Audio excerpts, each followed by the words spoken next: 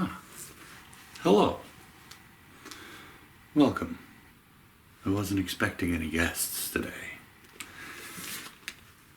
But since you're here, stories are one of the more important aspects of our lives. Not only do they tell us who we are, they help to explain the world around us. I've always found individual stories to be fascinating.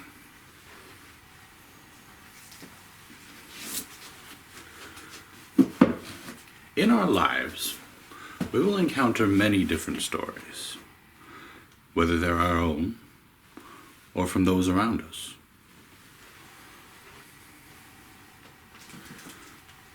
The question always remains, how do we understand these stories?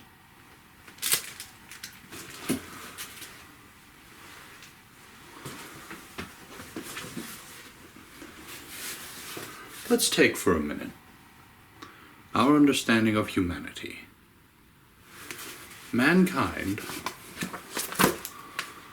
is very good at adapting how things can become mediocre, even if we ourselves see these things as horrible or horrifying.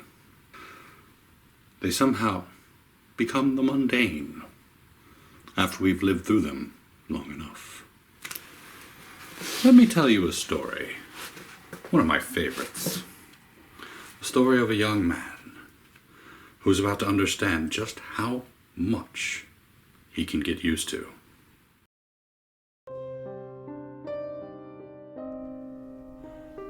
Good morning.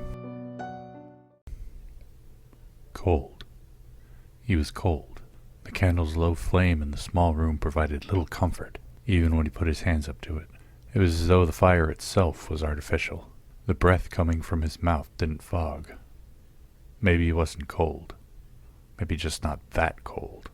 He shifted his weight on the uncomfortable little cot, the protest from the springs breaking the silence. Where am I? He thought. There were some other questions that came to mind, but none of them seemed important. Even the previous thought no longer carried weight.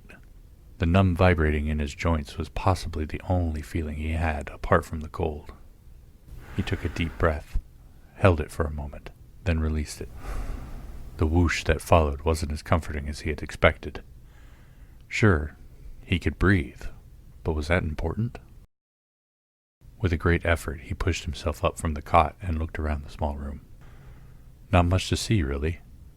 Bookshelves took up the other half of the room, 4 of them. Then there was a small table, atop which was the candle, and the cot. The walls were paneled with a wood-like pattern. The only other important part of the room was the door. The door looked simple enough, but the anxiety it caused him when he looked at it spoke of something sinister. He stared for a long time. His eyes started to water. The burning was enough to cause him to blink. The pain and tears subsided. He rubbed them to help. Vision clear once more, he saw something he hadn't at first. A small metal tray segmented into little compartments. Food. Someone had put food in the room for him. Was it for him? Almost unconsciously, he looked around the room. Of course. There was no one else for whom it could have been. Not hungry, he sat back on the cot, listening to the delightful cacophony of spring music as he did. The questions came back as he entered a relaxed state. Where am I? How did I get here? Why? No answers were forthcoming. He sighed loudly. It was practically as loud as a hurricane. Such was the power of the silence. Had it been an hour? A day? It was impossible to tell. There was no distant sound of a rooster, no clock, nothing. The only sounds came from him. Especially of note was the groan from his stomach. The simple sandwich and yellowish goop on the tray were starting to look irresistible. Finally he succumbed. He stood up from the cot and took the one step needed to get the tray. One more look. One more moment to negotiate the wisdom of eating something when he didn't know from where or who it had come. Then he bent and lifted the tray. The smell that wafted from the stale bread and meat caused him to drool. With one final shrug, he took the tray back to the cot and ate the food. Thoughts of poison, malevolent tampering, or even just an allergy niggled at the back of his mind. He ignored these, the need to eat overriding them. The food was rough but welcomed. It was just an old ham sandwich and creamed corn, with a heavy emphasis on the cream. His body ached in relief as the food settled into his stomach. How long had it been since he last ate? That was as impossible to tell as the current time. He placed the empty tray and accompanying plastic spoon on the table. There must be something he could do. He stood up from the cot and stepped up to the door again. It was a fairly standard, if archaic, door, definitely fashioned after old-world construction. Heavy planks of wood held together by plates of iron bolted across them. The only thing it was lacking was a knob. The area where it should have been was nothing but a blank plate of iron. He leaned his ear against the door. At first there was nothing. If anything, the silence deepened. He wasn't sure if he was relieved or more anxious by the lack of something, anything really. But then there was something. The answer became apparent as his heart picked up its pace and the blood ran cold in his veins. Breathing. Was it his own breathing being reflected back at him? No. The breathing on the other side was deeper, labored. There was a guttural resonance to it, as though there was a growl barely hidden deep within the throat. As much as he wanted to pull away, he kept his ear against the door. Nothing changed. He breathed. Whatever was on the other side breathed back.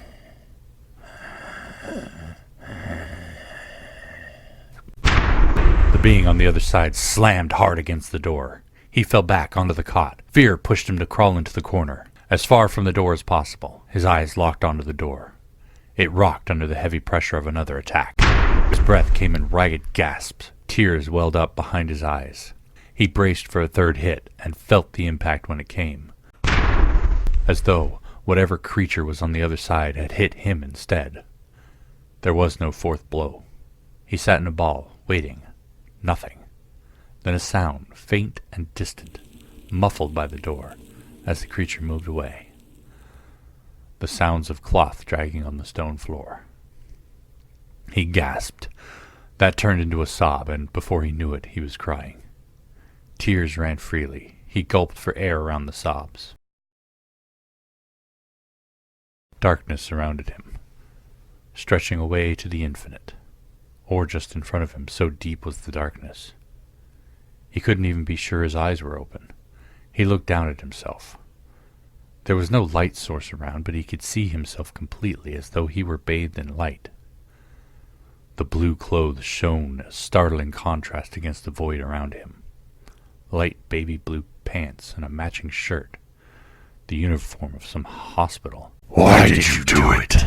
The voice echoed in the dark. It was painful. He clapped his hands over his ears, but when the voice came again, they were of no use. What happened? Nothing, he thought to himself. The voice was a stranger, the questions confusing. He stood there, looking to the left and right, nothingness, deep, unbroken nothingness. You did this! The voice returned with such power and violence that it startled him awake. The room was back. The bookshelves, the table, the candle, the door, all were back. All familiar, but strange at the same time. The candle was full again. He sat up on the cot. The silence was almost a comfort. The voice in the dream was painful. He spied the tray, on the floor in front of the door again. It wasn't empty anymore. There was a meal of meatloaf, green peas. In the low light of the room, it was hard to tell. That wasn't important. Someone had been in his cell while he slept. What had they done? Did they only replace the candle and the food? He stood up, turning in what limited space he had. Nothing was different. Hello, he thought. That won't help. In a feeble attempt at talking, he tried louder. Hello? Immediately he slapped a hand over his mouth, hard. How long had it been since he last spoke? How long since his voice had been given to anything other than sobs and screams? He felt a single tear break free from his eye and fall down his cheek. But that voice was his, that voice from his dream, the yelling, the scolding. Why, though? Why was he yelling at himself? The emotion that arose from the accusations, though, was real. He felt it, even now, as real as the breath that escaped his lungs. Guilt. Guilty, remorseful, regretful guilt. As though to hammer the point home, the door shuddered under the weight of the creature's attack. He barely felt it as the vibrations tore through the air. Once more. A pause, and then another. He wanted to scream, wanted to yell at the creature, banish it with his voice, but he couldn't find it. He was struck mute and numb by the powerful emotion gripping his heart. He stood there in silence as the cloth whispered away over the stone outside. A thought, only one, occurred to him in the dim light of that small cell. You earned your place here. Another candle gone, another day over, followed by another, then another. He wasn't sure how he kept track of the number of candles that had been used, but they were easily remembered. 3, 5, 7. A week passed. Every day was the same. He woke up, saw a new candle and a new tray of food. An hour, maybe, passed. Then the creature slammed against the door. Always 3 times, never twice, never 4. Sometimes he wondered if that meant something. Mostly he just cowered when it happened. Nothing new, nothing special. Some days he ate, others he went hungry. Though that phrase rarely applied to him. He wasn't hungry. He just ate mechanically. Necessity, habit. Hunger wasn't the only thing he found lacking. He was numb all over, really. As before, the candle provided no heat. His breathing gave no comfort. He was aware that they should, but it just didn't register. The only emotion he did feel, apart from the fear when the creature came, was the guilt, a gripping guilt with no known origin. What had he done? Books and change. It had been ages since his face had seen a razor. The hair on it was rough, sharp, but as he ran his fingers over it, the only feeling he registered was a sound, an almost crunching sound. He flinched. His eye twitched. Nothing. 45 candles. In a way, he wished he had been able to keep the stubs. Something as a tangible reminder of the time he spent locked in the cell. A memory occurred to him. Something he had read once. Mankind can adjust to anything. If you spend an eternity stabbing a man in the eye, he will miss it when you stop. He shifted his eyes towards the door. Would the creature ever stop coming? Or was that part of his punishment? He pushed himself off of the cot, listening almost blissfully to the loud springs. He lifted the tray off the floor and returned to the cot. Carrots, potatoes, and a grayish meat, possibly liver. It was strange to consider that he had only been given enough food to survive. Nothing more, nothing less. He didn't waste away, nor did he get any fatter. More than a month here, and the only thing that had changed was his facial hair. With the food eaten and the tray placed on the table, he sat back to do what he usually did. Namely, nothing. Some days he would pace, but he found it unproductive and, ironically enough, boring. So most days he just sat, thinking, or avoiding thought. Man cannot survive more than 3 days in total isolation. Was this a direct quote, or had he read it that way? He remembered a study about that once. This was hardly an isolation chamber, and he was hardly alone. Maybe that was why he didn't lose his mind. That seemed in direct contradiction to his first thought. If a man could adjust to anything, why would he go mad after just 3 days in isolation? His thoughts tended to go this way, but for the first time, his mind gave him another thought. For the first time he could remember, he had an urge to look at the books, in more than a cursory manner at least. The willpower was lacking, but he fought for it. Standing up was laborious at best. It was managed in spite of this. He crossed the room to the bookshelves and stepped between the first 2. What was that book he had read? The title escaped him. There were so many books to choose from, so deciding where to start was difficult. He scanned over the titles. They seemed to be organized in some haphazard way, not alphabetical, nor by any method he even recognized. There should be some form of organization, but whatever it was, he couldn't figure it out. Maybe it had something to do with the collector of the books, some personal pattern they liked. The first book he pulled off of the shelf was a compendium of Shakespearean sonnets. He knew a few of these, but wasn't a learned student of poetry. He flipped it open to a random page. His blood ran cold once more. Where he had expected some couplet or other form of poetry, the page was just filled with a block of text. It was even on all sides, no spaces, no punctuation. The words cut off at the end of the line and continued on the next, but the whole pattern repeated on the next page. But of course it wasn't the style of the writing that was the problem. It was the words themselves. "She's gone, your fault," repeated to every line, every page. He tossed the book to the floor and pulled the next one. Same, next book, same, every book. He was panting, more from the emotional toll the experience took on his heart than actual frantic exertion. His eyes, stretched wide in something akin to terror, locked onto the pile of books. In the dim light, a face stared at him from the books, a mocking smile. "It's not real, it's just a trick of the light." In spite of his reassurance, he kicked the books, scattering them across the meager space between himself and the cot. A book or two came to rest under it. He backed up to the wall until he felt it against his back, then slid to the floor. There, in the dim light of some dark cell, suffering a strange punishment, he sat with his knees pulled up as close to his chest as he could manage. One question burned in his mind above all else. Who was she?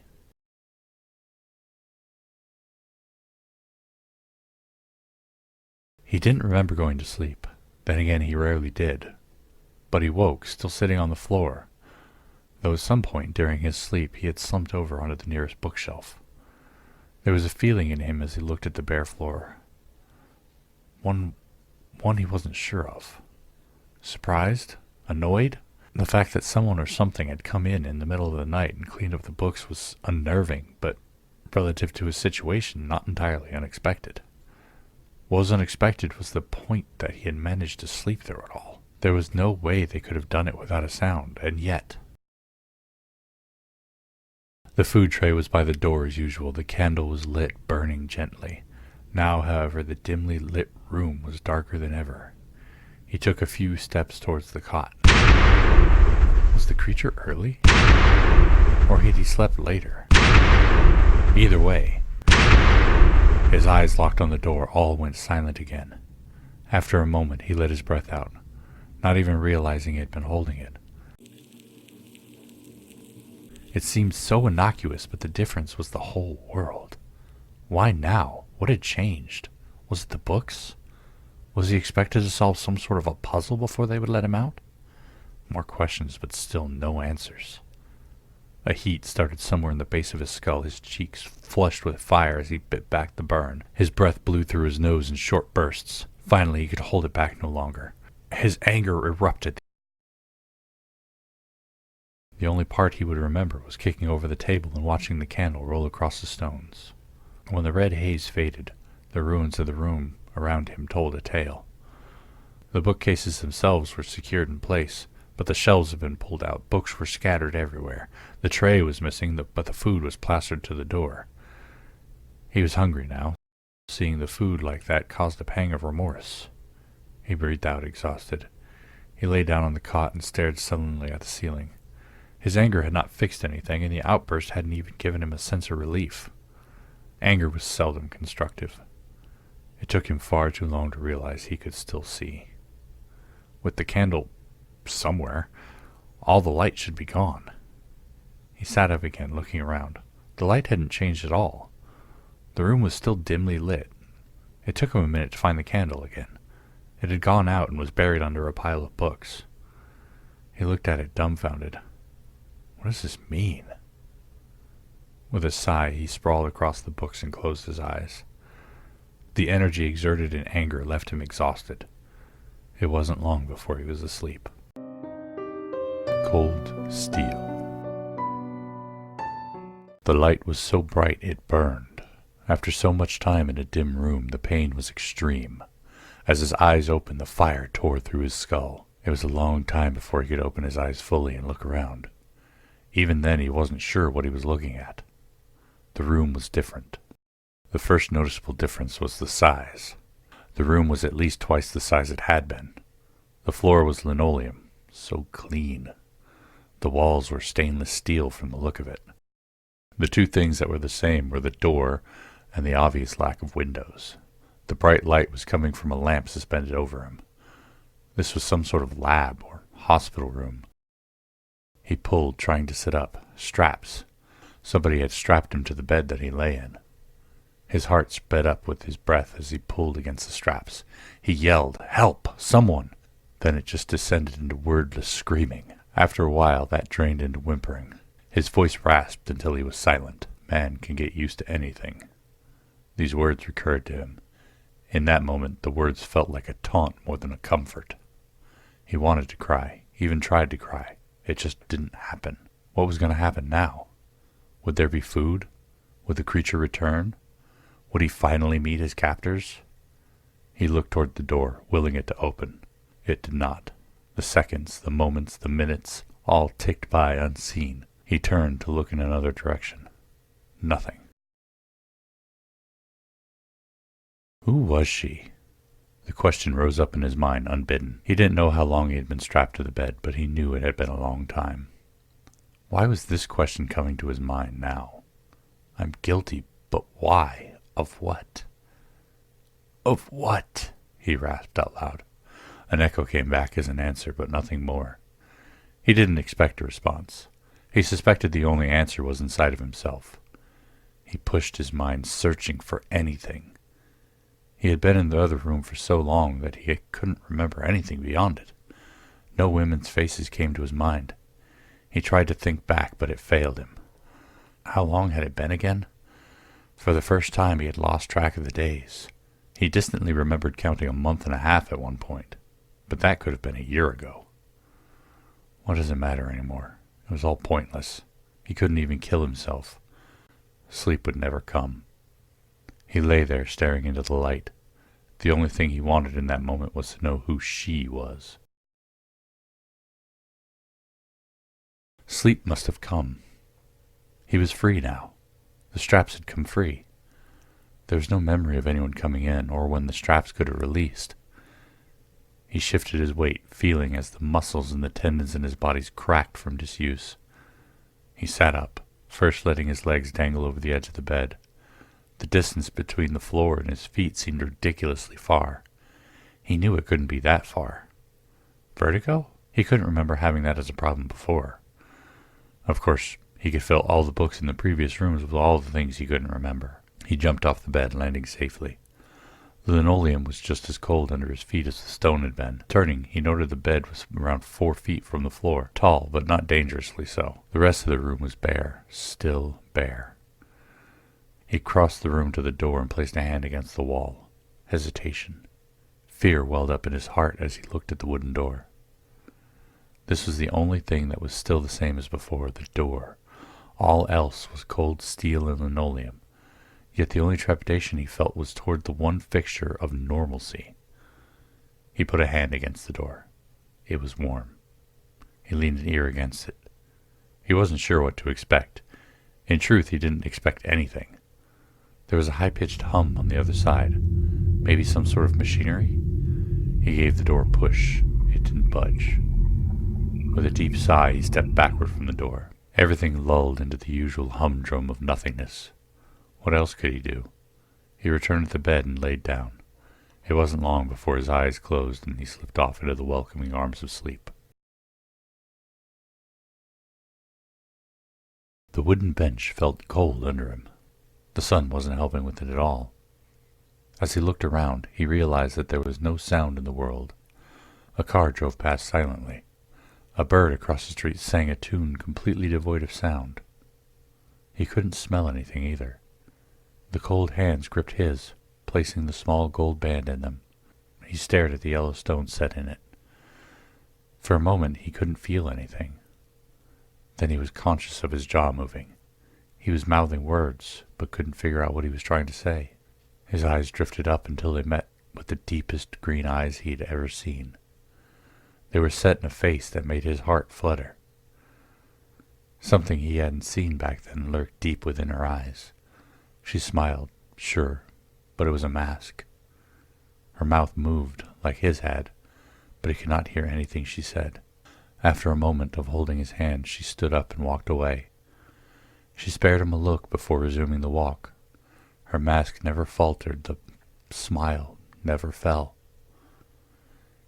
He knew that he was going to kill her. How? She would be dead the next time he saw her. Why? Who? The monster. Who was she? He opened his eyes. The flickering light from the candle was almost a comfort. Then panic began to rise in him again. He tried to force it down, but it took several minutes before calm returned. All memory of the dream was gone by the time he stood. The food was there. The candle was burning. The bookshelves were lined with books. Everything was back to normal. He actually felt something at that thought. It was depressing. He stepped in between the bookshelves. Pulling the first book from the shelf was difficult, having to fight through trepidation. However, when he flipped it open, his apprehension was defeated. The pages were blank. That book wasn't one he had read before. He dropped it to the floor and pulled another. Blank. One after another, they all proved blank. His movements weren't frantic as before. He placidly, automatically, pulled books, opened them, then dropped them. They were all empty, their contents lost to whatever world he lived in. The shuffle of his feet as he moved back to the cot was almost hypnotic. He dropped onto it without a thought, sitting, staring straight ahead. Without a thought, he lifted his arm and pointed at the door. Then the whisper of cloth as the monster moved away. He dropped his arm onto the cot. He stared, no thoughts, no ideas. There was no movement for a long time. Eventually his body betrayed him. A grumble rose up from his stomach. His eyes blinked. Slowly his mind started to work again. He looked over to the tray. Sandwich. The sandwich was the worst food here. If he didn't eat it right away, the bread would go stale and dry. He scoffed at the thought. How long had he been here that he was complacent enough to complain about the food? He ate the sandwich, wincing at the taste, then sat down again. A sudden thought occurred to him. He had eaten. He still breathed. A quick check proved that he still had a pulse. But there was one thing. He couldn't remember having voided his bowels or bladder at all since his mess had started. It was such a simple thing that people seldom thought about until they had to. Now he was thinking about it, because it hadn't happened in such a long time. Or had it? His eyes fell on the burning candle. It was low by now. His eyes shifted to the books on the floor, then to the empty tray. He knew he wasn't alone. These three things were evidence of that. Someone came in the night to replace the candle, clean up his mess, and leave him food. Did they also do something to... He shuddered at the thought. Images of hoses and tubes running from his orifices. Who came during the night? Was it the monster? This seemed a better train of thought. His eyes shot around the room at a new thought. How did they know when he was asleep? This question disturbed him. He stood up and searched every corner of the room meticulously. If there was some sort of monitoring device in the room, he was determined to find it. When he finally dropped back onto the cot, disappointed, the candle had burned low. Nothing. There wasn't even an electrical device anywhere. There was light somewhere, not the candle, but wherever that was, he couldn't find it. It was as if the walls themselves had a dim glow. His eyes drifted to the candle again. It was always the same. His day began when he awoke. Everything was in its place. The food, the monster, then hours of nothing happening. All the while the candle just burned away silently. The only inconstant. The only thing that marked the passage of time. He couldn't remember ever having stayed up longer than the candle burned. Even now, as it burned into its final vestiges of life, he could feel his eyelids getting heavier. He watched the candle, trying to hold his eyes open. The power of sleep was becoming overwhelming. The flame flickered. He blinked, then awoke, staring at the new candle. With a sigh and stretch, he stood up. One more day gone. He would have his chance again tonight. It became some sort of a game for a while, one that he was losing. He would stare down the candle toward the end of the day. As it grew lower and lower, he would get more and more tired. The final result would always be the same. 10 days passed, no progress. He watched the flame burn until it flickered. Then he was asleep again.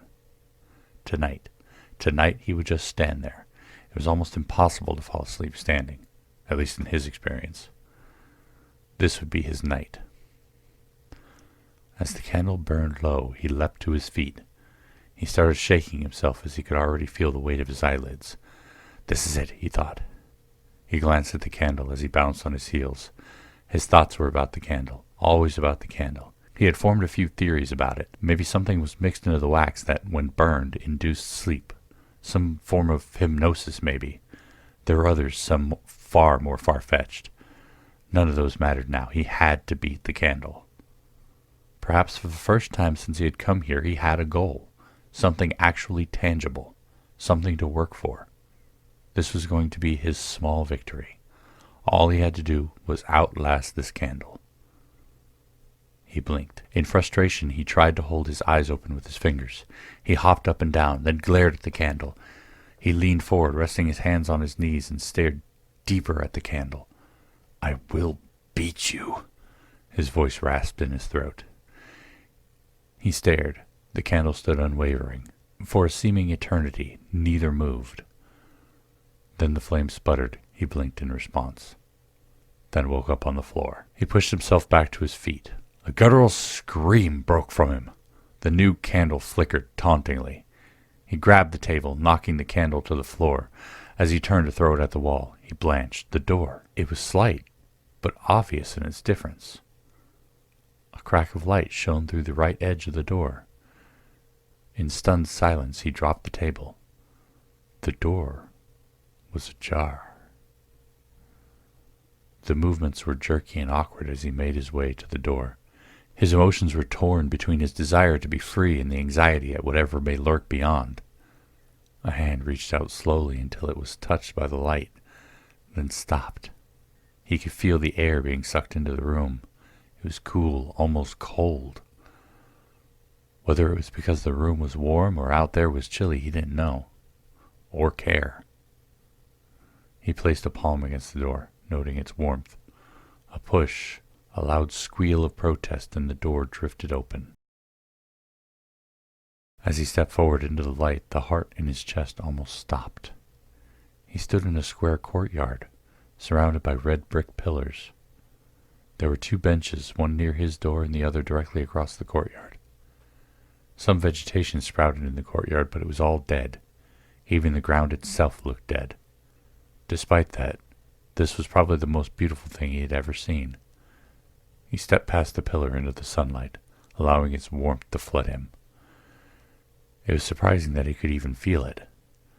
His eyes closed. He let the air flood into his lungs. It was fresh, but there was something in it, something sterile. He couldn't place it, but it was a familiar smell. He walked, stepping beyond the pillars opposite him, out of the courtyard and into the desert beyond. There was nothing in view, no landmarks beyond the dry, dead scrub. This used to be a vibrant, living world. Now it basks in the shadow of death. It was unclear as to whether the voice came from his mind or beyond. It chilled him nevertheless.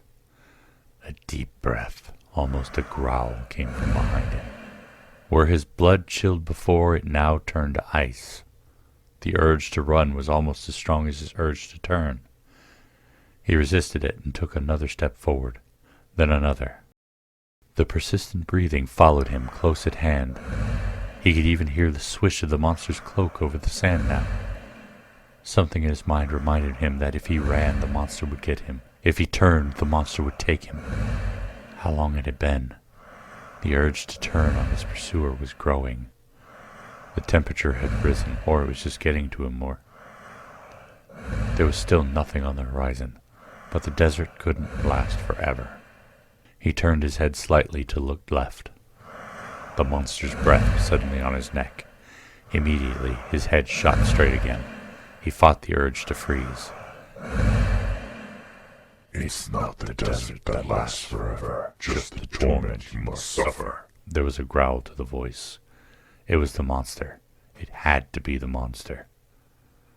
Why? He asked out loud. No answer came. His pace was slowing. Was there any point in continuing? How far would he have to walk? How far had he walked? The breath was on his neck, warm and wet. He was practically crawling through the desert sands now. The monster could just reach out and take him, but it didn't. The sky was a rose color now, as the sun set ahead of him. The first real end of the day that he had seen in God only knows how long. He let his gaze drop to his feet. The skin was cracked and bleeding. The dust had mixed with the blood, forming some sort of paste on the sides. The thin cloth of his hospital garments were covered in salt stains, yellowed in places and still wet in others. At least when the sun set, he would have a respite from the heat. "You're not strong enough," the taunt echoed in his mind long after he heard it. Suddenly the breath was off his neck. He looked up, still not daring to look around. Ahead of him was an oasis of sorts.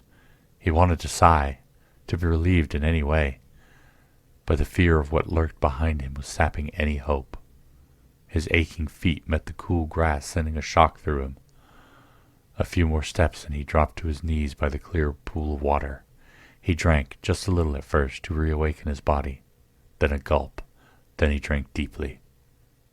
Sated, he sat back on the grass, welcoming the cool air that the night brought. After a moment he staggered to his feet and moved to sit under the tree. He noticed this tree wasn't a palm tree, as he would have expected. Rather, it was a Joshua tree. It was strange to see it, but he couldn't figure out why. The breathing was back, the swish of the cloak. He dropped his gaze, fear making his muscles stubbornly resist, and looked across the pool.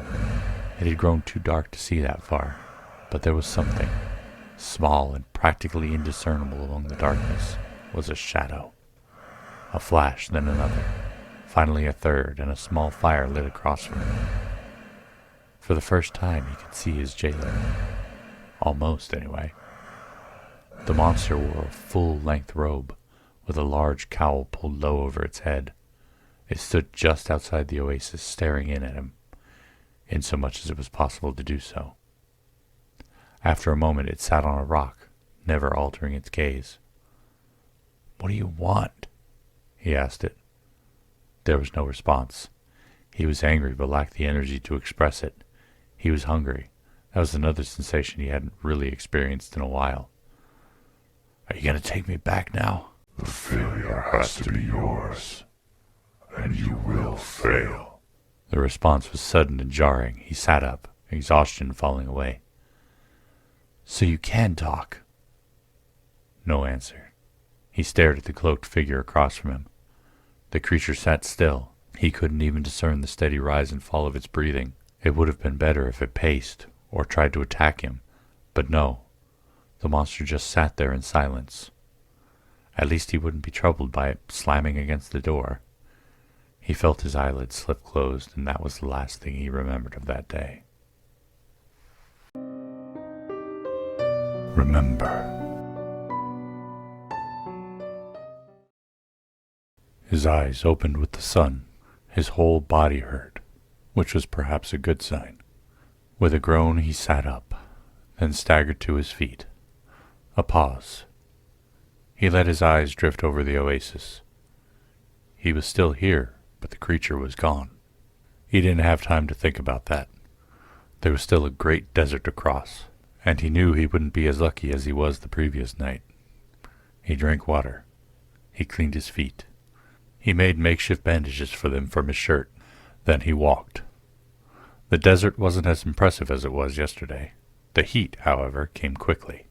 It was merciless. There was no way for him to pack water with him, but now he wished he had waited longer before leaving. Maybe he could turn back. No, if he had waited, the monster would have taken him. He didn't know why or how he knew these rules, but he knew them beyond doubt. The growl interrupted his thoughts. The monster was there again. The thought of turning back drained away at the first growled breath. If he turned now, the monster would have him. But was that so bad? There was the possibility that the creature would just return him to the room. The room was tempting. There was always food. The temperature was bearable. His feet stopped moving. Of course, there was the chance that the monster would kill him. His breath came hitching as the beast drew closer. Once again, the breath was on the back of his neck, lurking there. An oppressive presence. But it stopped. Anger boiled in him, fueled by the unrelenting heat of the sun. "Why don't you just take me back?" he demanded, screaming as best he could. He never turned. "You were there. Stop." Do you admit failure? The growling voice asked in his mind. "No," he said, though his voice wavered in doubt. Your failure must be yours. You will fail. Temptation. He wanted to turn. He wanted to face the monster, but maybe the end of the desert was near. To turn now, to look at this creature, that would be to admit failure. He sighed in so much as his body allowed him to, then took a step. Another quote occurred to him, another set of words whose origins he could not be sure of. He spoke them anyway. "Get thee behind me, Satan." Then he walked. The desert scrub gave way to pavement. An asphalt road rose up to meet his feet. He paused at the foreign feeling. The city had announced itself long ago, but he had been convinced it was a mirage. Even as his feet met the new surface, he doubted it was true. No, it was real. He leaned down and touched the hot surface with his hand. Do you admit failure? The question recurred. "Failure?" He laughed sardonically. "I've won. I'm free." His voice drifted away as he saw the city rising up around him. Where he had once been on the outskirts, now he stood further in. Somewhere. The asphalt of the road became the cement of a sidewalk. Maybe he hadn't stopped walking, and was only now noticing how far he had come. But no, there was the bench. The bench he couldn't remember, where he sat with the woman he never met. The experience was unsettling. He stood across the street, but also sat on the bench. He felt the cement under the broken flesh of his feet, but also the bench he sat on. He felt the burnt flesh all over his body, but also the comfort of fresh clothes. He felt anger and sadness, and also the love as his eyes met hers. "Here." She pushed something into his hand. There was a smile on her lips, but it didn't go much deeper than that. The sadness in her eyes spoke louder. Why hadn't I seen it back then? He looked down into the palm of his hand. The tiny circle glinted in the sun. "This is your favorite ring." He looked up, perplexed at the gift. Why wouldn't I give my favorite ring to my favorite person? He laughed. There was something unsettling, something that tickled the back of his mind. She's in pain. He knew something, or knew he should know something. "I love you, you know that?" She spoke again. "I have suspected," he laughed. She smiled. The humor was genuine under that smile, as was the feeling as she placed her hand on his cheek. "Don't blame yourself. Stop her," she said simply, before standing up and walking away. She turned once, giving him a fleeting smile, then continued on her path. He sat there a moment, watching her as she walked away. After that moment he stood up and walked the other way. Then he was back, limited to the broken man across the street. "But I do. I do," he said, choking back the tears that threatened to ruin him. Do you admit failure? The voice asked. Without thinking, he turned to face the monster. "It wasn't my fault," he insisted. Wasn't it, though? The figure was intimidating, huge in comparison. "How could I have known?" he asked pitifully. Fast, too fast, the creature thrust its hand out and grabbed him by the throat, lifting him off the ground. As he rose above the monster's head, it turned up, looking at him. The burning red of those eyes within the darkness tore into him. He fought feebly against the rotting flesh of the arm, gasping for air when he could. No matter how hard he fought against the grip, he couldn't break free. It was too tight. How could you have known? The creature demanded. Its voice tore into him. You know. You've seen it before. You knew her pain. You've felt her pain. As though to properly get its point across, the creature slammed him into the ground. He lay there, crying the tears he never thought he could. The creature loomed over him, one bony finger jutted from the robe, pointing down at him. The accusation went unspoken, but he felt the weight as his own mind filled the silence.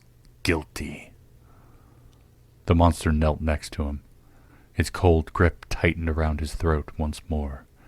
He didn't fight. There was a moment of panic as the air stopped coming into his lungs, but he resisted.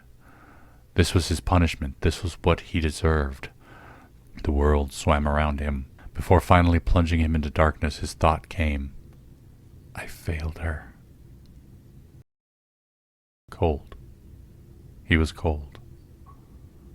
The candle's low flame in the small room provided little comfort. Even when he put his hand up to it, it was as though the fire itself was artificial. The light flickered as he stared. He sat up to a cacophony of squeaks from the cot. Something was different now. His body was fine, no burns, no scars. Why would there have been burns? Who am I? That last question seemed important. Somewhere, in a tiny room, lost in a desert, a man covered his ears and screamed, a scream that would go unheard, tears that would go untreated, a guilt burning a wound in his heart and mind. Somewhere, in a desert, in a room, a man gave in to his guilt.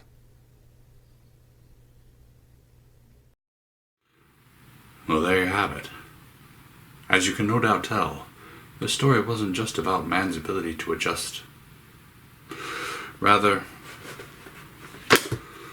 it was about a man suffering. A man suffering from guilt. Whether or not you think he deserved it is irrelevant, because in the end, he was punishing himself anyway. Anyway, thank you so much for joining me for tonight's story. Hopefully there'll be more stories in the future. I hope you enjoyed it. And as always, I hope you have a happy and safe Halloween.